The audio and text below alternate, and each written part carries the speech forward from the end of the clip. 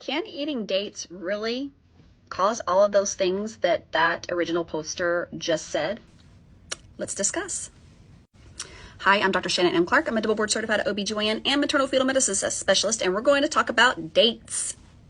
Now, in my highlights on another platform, I have not one but two highlight reels full of information on induction of labor, and I also talk about dates. And I have this post right here on a study called Effects of Date Fruit on Labor and Delivery Outcomes, a systematic review and meta-analysis from the BMC Pregnancy and Childbirth Journal from 2020. Let's talk about what it said. But if you want to jump to the good stuff, right here at the top, there's not enough clinical evidence to support the reported clinical effects with eating dates in pregnancy.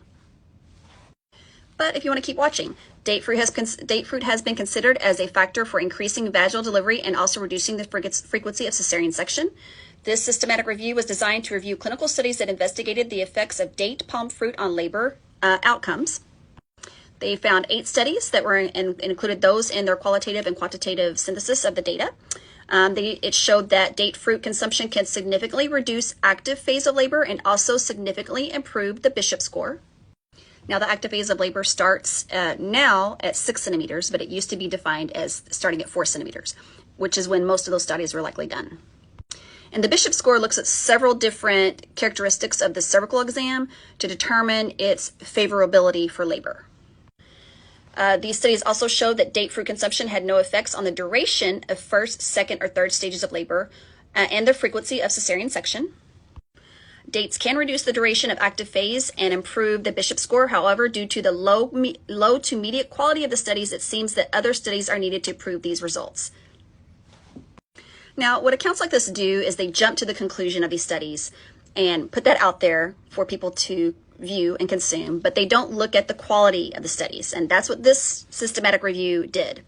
The problems on all these studies the problems with all of these studies on dates include poor quality, with a high risk of bias, blinding of participants and researchers were not done, different types of dates used, different protocols for eating dates used, like when, how much, how often, low numbers of participants in the studies showing benefit.